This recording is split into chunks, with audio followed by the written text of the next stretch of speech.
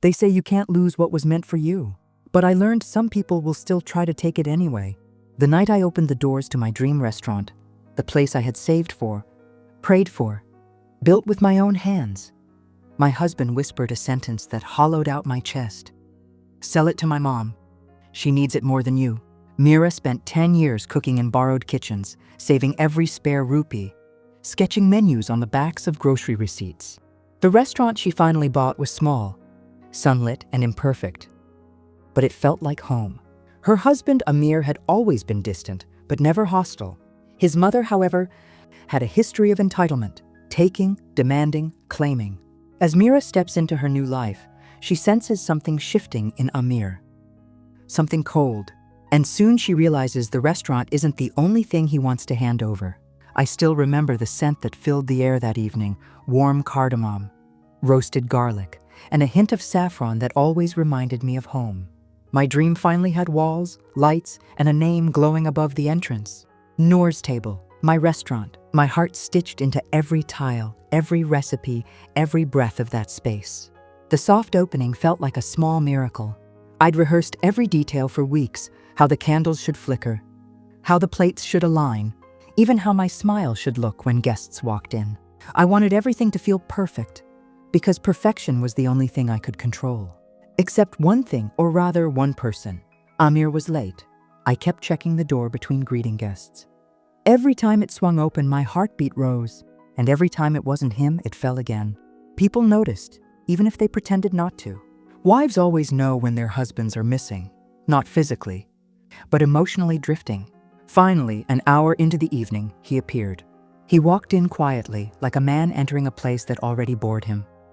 No smile, no sorry, not even a glance at the sign outside. The sign I'd waited 2 years for him to acknowledge. His eyes brushed the interior like he was scanning a hotel lobby. Not admiration, not pride, just inspection. Behind him came his mother, draped in her usual heavy jewelry, lifting her chin as though she smelled something unpleasant. She didn't congratulate me. She didn't even hug me. Instead, she began circling the restaurant, touching chairs, lifting tablecloth edges, tapping the walls as if I had invited her to judge the property value. Aamir went straight to her, not to me. He leaned close, murmuring something. She looked at me, then smirked, and just like that, the warmth in my chest evaporated. All evening, I caught them exchanging glances, little nods, tiny signals. A silent conversation where I clearly wasn't included. Guests praised my cooking, my decor, my work ethic. They asked how long it took, how much heart I put into it. I smiled through everything, answered politely, but every time someone said, "You must be so proud, your husband must be so proud," my throat tightened. He wasn't, and I was beginning to understand why. Near the end of the night, I saw Aamir standing in the corner watching me. His mother whispered something to him. He nodded. Then their eyes turned to me at the same time. A cold wave rushed over my skin. When the last guest left and the lights dimmed, I finally let myself breathe. The staff went home. The chairs were stacked. The kitchen hummed softly like a heartbeat settling after a long run. Aamir sat at table 6, our favorite table. The one where he once held my hands and promised, "One day I'll help you build your dream." But that was before life, before years of excuses, before disappointment settled between us like dust. "You did well," he said flatly, not looking at me. It wasn't a compliment. It was an observation. I sat across from him, my fingers still trembling from excitement, exhaustion, and a fear I couldn't yet name. "I wish you had been here earlier," I said gently. "I wanted you to see everything." I saw enough. That stung, sharp and unexpected. His mother stood behind him like a silent judge, arms folded, eyes fixed on me. She didn't bother hiding her impatience as if we were holding her up. Aamir cleared his throat. "There's something I want to discuss." My stomach tightened. The tone was wrong. Not loving, not proud, not even neutral, just cold. "What is it?" I asked. He looked at his mother before looking at me. That was the moment, the exact moment. I knew whatever he was about to say didn't come from him alone. "This place," he began slowly, "is beautiful. You worked hard, maybe too hard." "Too hard?" I whispered. He nodded, folding his hands. "We've been thinking, my mother and I, that it might be better if ownership was transferred." I blinked, confused. Transferred to whom? He said it with no hesitation. To my mother. The world around me froze. The lights dimmed. The silence sharpened. Even the kitchen's soft hum seemed to pause. To your what? Why would I do that? My voice cracked. He leaned back as though he expected the question, as though he'd practiced answering it. She needs stability, Mira. She's getting older. She needs something secure, something steady. And you think my dream should be that something? It's just a suggestion, he said, though his tone told me it wasn't. His mother stepped forward, finally speaking. You're young, Beta. You'll build another one someday. But for now, give this to someone who knows how to manage a household. A business, a family name. My throat burned. Household, business, family name? This woman had never worked a single day in her life. She had money. She had comfort. She had everything that I never had growing up. And now she wanted the one thing I built on my own? One word, and my entire world cracked down the middle. I felt something inside me slip, like a thread. Finally snapping after being pulled too tight for too long. How long have you two been planning this? I asked softly. He looked away. That was my answer. Tears blurred my vision, but I refused to let them fall. Not here, not in front of them. Not on the floor I had mopped with my own hands. In the space I had carved out of my own sweat. I stood slowly. No, I said. Just one word. But it was enough to silence the entire room. Aamir's mother scoffed. Aamir frowned. Mira, don't make this difficult. I'm not the one making anything difficult, I said. My voice trembling but steady enough. You are. Both of you. This place belongs to me. My dream belongs to me. Aamir's jaw tightened. Dreams change, he muttered. Maybe yours did, I whispered. Mine didn't. He opened his mouth to argue, but I walked away. Not because I was weak, but because if I stayed even a second longer, the anger inside me might shatter into something dangerous. As I closed the door behind me, I heard his mother's voice whisper, She'll come around. They always do. But she was wrong, so very wrong. Because that night, as I walked out of my own restaurant with tears finally spilling down my cheeks, I realized something. The first crack wasn't in the restaurant. It was in the marriage. And once glass cracks, it never looks the same again. I came back to the restaurant early the next morning. Not to cook, not to work, not even to think. I came because silence inside these walls hurt less than the silence in my home. The office smelled faintly of dust and cinnamon, my late night habit of eating. Cinnamon biscuits whenever stress clawed at my chest. I dropped my bag onto the chair and sank to the floor, surrounded by unpaid invoices, recipe notes, and the kind of exhaustion that settles inside your bones. I wasn't ready to face Aamir. I wasn't ready to hear another excuse. And I definitely wasn't ready to see his mother's smug smile at breakfast. So I cleaned. Because when your heart is in chaos, sometimes wiping surfaces feels like the only thing you can control. I opened the lower drawer of the old office desk, a drawer that always jammed halfway. I yanked, twisted, cursed under my breath, and finally pulled it loose. That's when I saw it. A thin brown ledger, so old the edges were peeling. It must have slipped behind the drawer months ago, maybe years. It wasn't mine. It wasn't part of the restaurant's records. I almost tossed it aside, but some strange instinct urged me to open it. I wish I hadn't. The first page made my breath catch. Dates, amounts, signatures, all in Aamir's handwriting. Borrowed money, large sums, from private lenders I didn't recognize. But what stopped the world, what froze my blood, was not the debt. It was the dates. Every loan, every signature, was from before I bought the restaurant.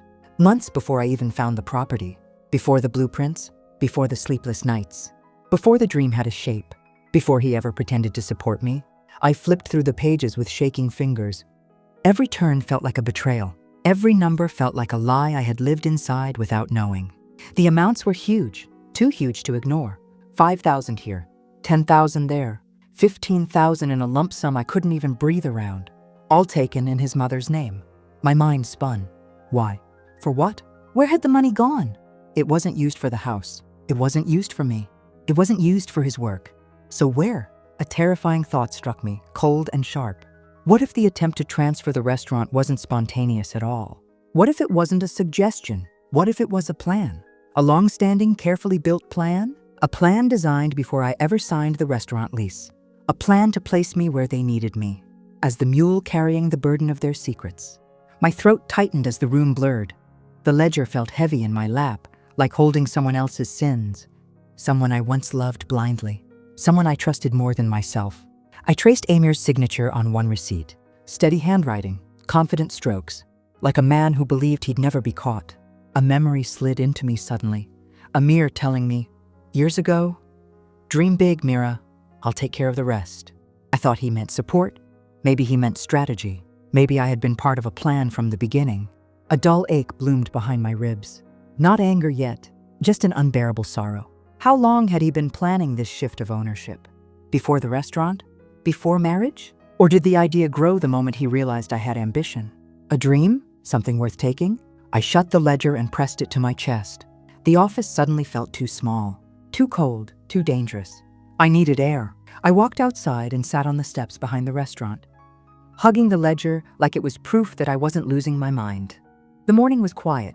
Birds chirped on the wires. The world kept moving. Unaware of how mine had collapsed between two pieces of paper, I thought of Aamir's face last night, calm, rehearsed, expecting compliance. I remembered the way his mother had walked around the restaurant, touching things with ownership she hadn't earned. Ownership she didn't just want, ownership she needed. Stability, security, safety. Those were the words Aamir used. But now I understood. They didn't want stability for her. They wanted erasure for me. Not because I didn't deserve the restaurant, but because they needed it to cover something. Debt? Guilt? A mistake so costly that they decided my dream was the easiest currency? My chest tightened painfully. I opened the ledger again, flipping to the back. The last page had a note. Just one line, in Aamir's handwriting. Settle everything before transfer. Transfer. The same word he used last night. My heart dropped into a deep, dark place inside me. This wasn't a reaction to my restaurant succeeding. This wasn't a spur-of-the-moment idea. This wasn't concern for his mother. This was a timeline, a plan, a blueprint, a long game with my dream as the final move. I closed the ledger and pressed my fists into my eyes until stars burst behind my eyelids. I wanted to scream. I wanted to run. I wanted to shake the universe until it explained why people betray the ones who love them most. Instead, I heard footsteps. Aamir. He stood a few feet away, hands in his pockets, looking like a stranger wearing my husband's face. "You left early," he said quietly. I slid the ledger behind me, my body tensing. I needed space. He nodded, studying me carefully. Too carefully. "About last night?" He began. "I didn't mean to upset you." Lie. I could hear it now. I could hear all the lies I had missed for years. "You didn't upset me," I said softly. "You opened my eyes." His brows furrowed. "What does that mean?" I held his gaze. The first time ever. I wasn't the one looking away.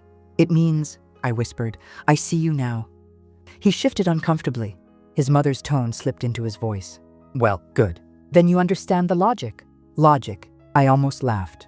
A bitter, broken laugh. "Yes," I said. "I understand far more than you think." His eyes flickered, nervous, unsure for the first time. Good.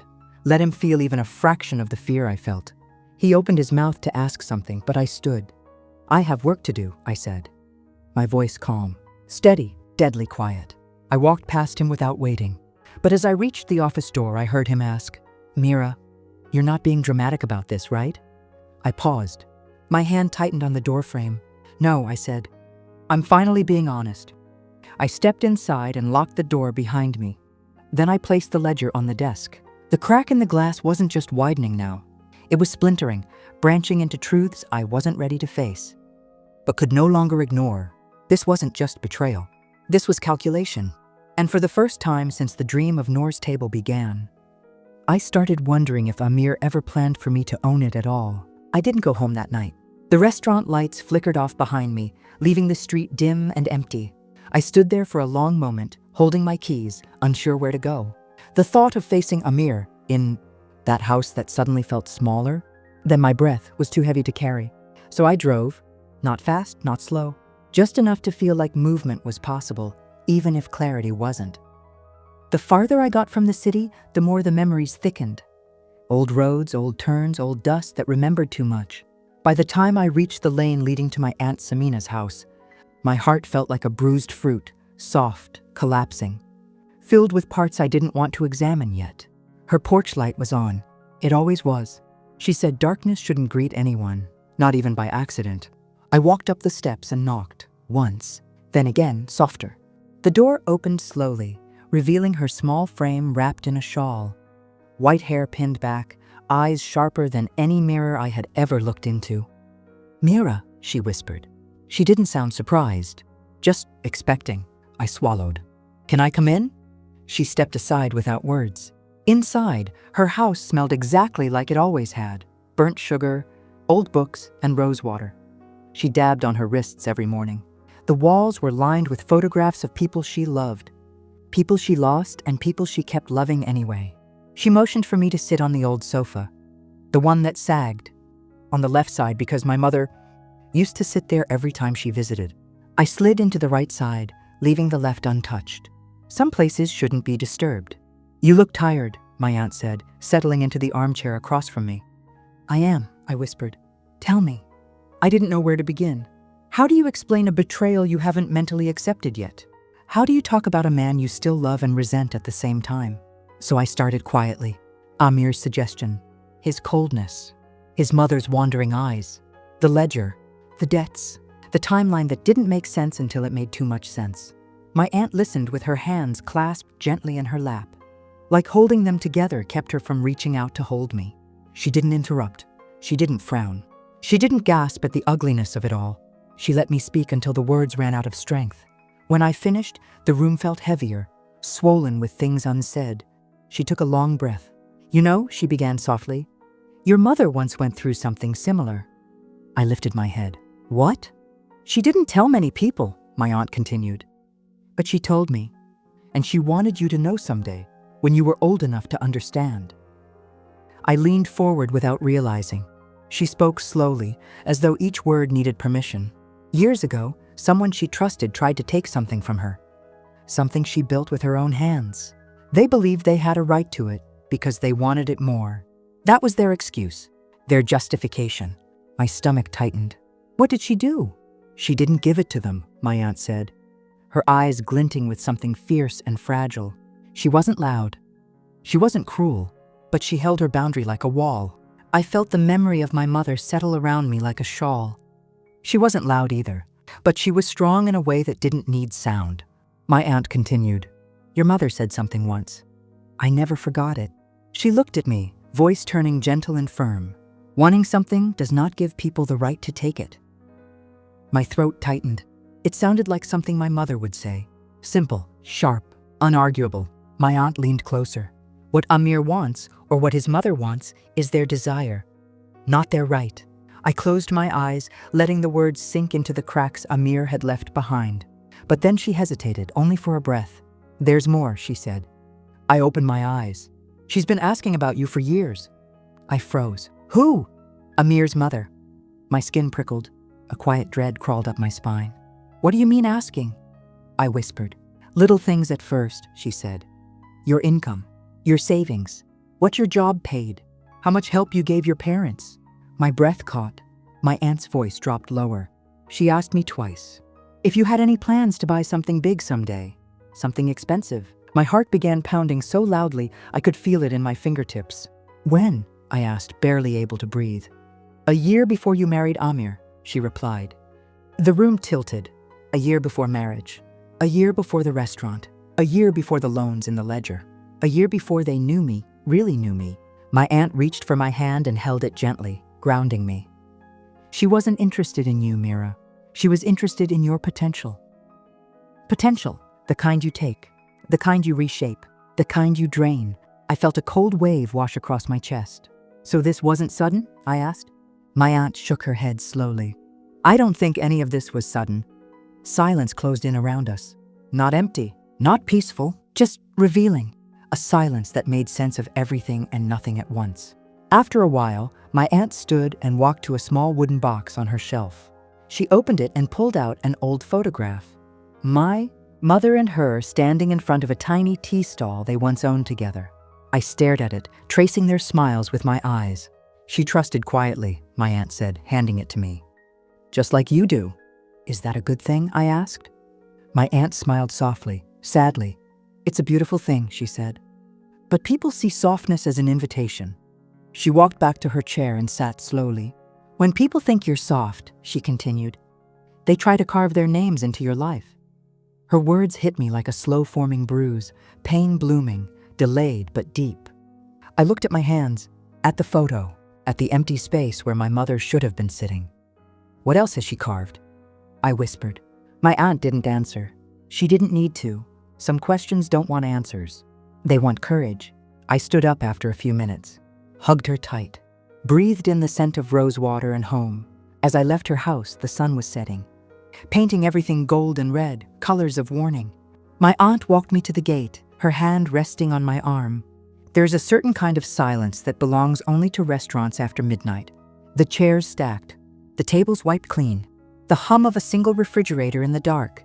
It was the silence I walked into that night. Or so I thought. The moonlight spilled across the entryway as I unlocked the front door. My footsteps echoed softly like the building was exhaling after a long day. I wasn't supposed to be there. I had gone home, tried to sleep, tried to breathe through the heaviness of everything my aunt had told me. But something pulled me back, a tug behind the ribs, a whisper that said, "Go." I pushed open the hallway door toward the office and stopped. There were voices, low, sharp, too familiar. Aamir's and his mother's. I didn't move, didn't breathe, didn't even blink. The office walls had always been thin. I had noticed it during construction. When the contractors joked, they could hear each other think through them. Tonight, that flaw felt like a blessing. I slipped into the shadow between the file cabinets and the old coat stand, heart pressing hard against my ribs. Their voices seeped through the crack of the door. "She'll give in," Aamir said. His tone was annoyingly sure, as if he had lived my surrender many times already. "She always folds." His mother exhaled, almost laughing. "I told you. Mira is soft, good-hearted, yes, but soft. She does not fight." Soft, the same word my aunt had used. Two different meanings, two different worlds. I braced my hand against the cold wall. Aamir continued, "Once she signs, we can finally move forward. The buyer is still interested. He just needs the paperwork finalized." My breath froze. "Buyer? What buyer?" his mother asked. "A business partner," he said. "Someone who'll take the place off our hands if Mira tries to resist. He says he's willing to purchase even without her consent, as long as we have documents showing she agreed." My mouth went dry. Documents showing I agreed. But I hadn't signed anything. Not a single sheet. His mother hummed. "And the signatures? Are they ready?" Aamir's answer was calm. Too calm. "Yes. She won't be able to tell the difference." And no one questions an obedient wife. The room around me seemed to shift sideways. My stomach clenched so tightly I had to grip the wall to stay steady. Forged signatures, prepared papers, a buyer waiting. They had planned a complete erasure. My erasure, my restaurant, my dream, my name on the lease, my hours, my sweat, my burned fingers, my sleepless nights. All of it, gathered like scraps on a table for them to divide. His mother sighed as if this were a simple family matter. She should be grateful. My son is offering her a clean way out. A clean way out from something I created, Aamir replied, voice tightening. "She doesn't understand that I'm doing this for her. She doesn't know how to handle things. She doesn't know business like we do." "Business like we do." He said it with pride, as if manipulation was a skill he had sharpened for years. Something inside me shifted. It was subtle at first. A breath I didn't recognize. A straightening of my spine. A quiet that wasn't surrender this time, but awakening. His mother's voice cut through the air again. "But what if she finds out? What if she refuses before signing?" "She won't," Aamir said quickly. "Trust me, Mira never sees what's right in front of her. That's why I chose her. She believes people. She forgives too easily." I felt something cold drop through my chest. That's why I chose her. Not love, not partnership, not shared dreams. Convenience. Access. Softness he could shape. They rustled papers, the sound sharp and close. I pressed deeper into the shadow. His mother asked, "And if she still refuses?" Aamir didn't hesitate. "Then she leaves with nothing. I've already spoken to the landlord. The lease can be rewritten. She won't be able to fight it." Nothing.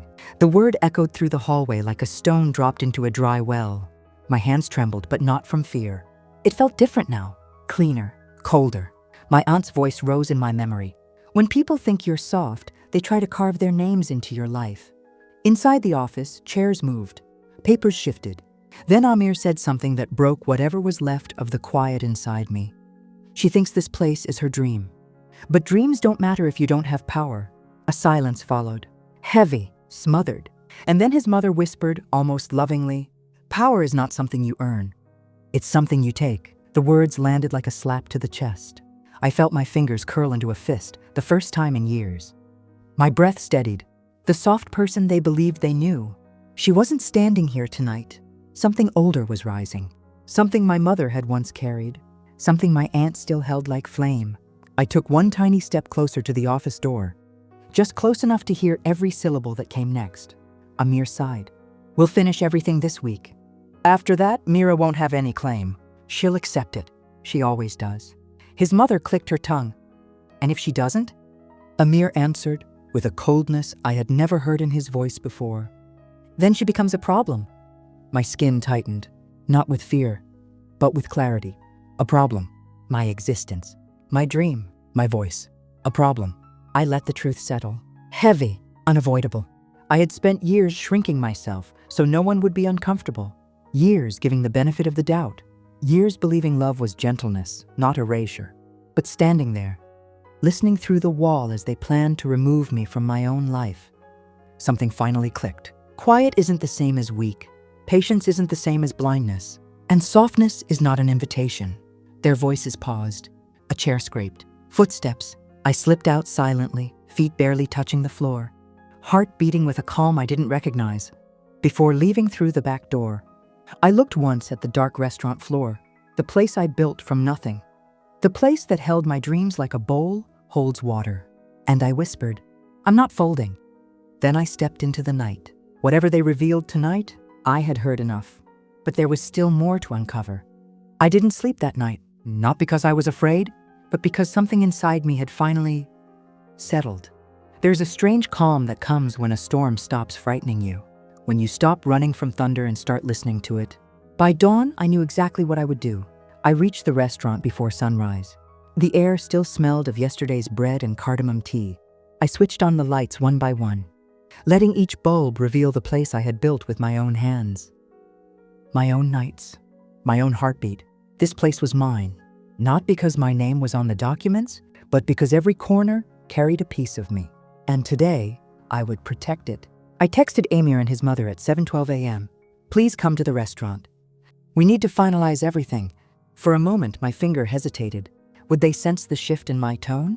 Would they see the steel where softness used to be? But they replied quickly, "We're on our way." Of course they were. People rush when they think victory is waiting. I brewed a pot of tea, not for them, but for myself. My hands didn't shake. The quiet inside me was strange but comforting, like a room finally emptied of someone who never belonged. They walked in exactly at 8 a.m.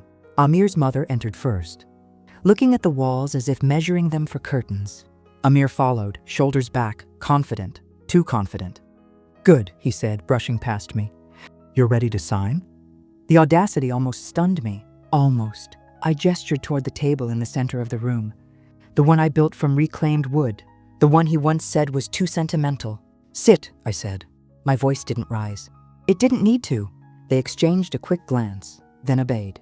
I placed 3 items on the table. 1, the ledger. 2, the forged transfer documents. 3, my phone. The ledger opened to the page showing the first massive loan taken in his mother's name, long before I bought the restaurant. The documents sat where their signatures curled like snakes, pretending to be mine.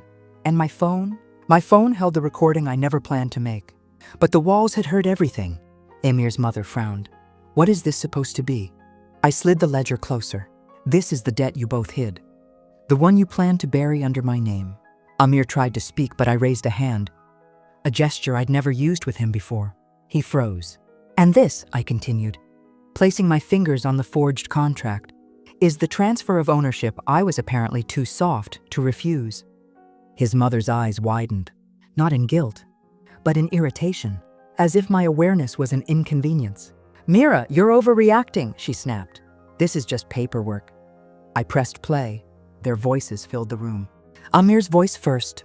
"She'll fold. She always folds." Then hers. "Good. Once the papers are signed, the buyer can take over.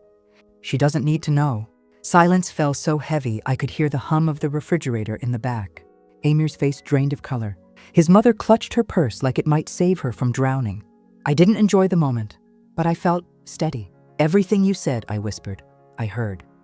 Aamir stood abruptly. Mira, listen, we can explain. No, I said. For the first time in our marriage, I cut him off. You can't explain a plan you both designed to erase me.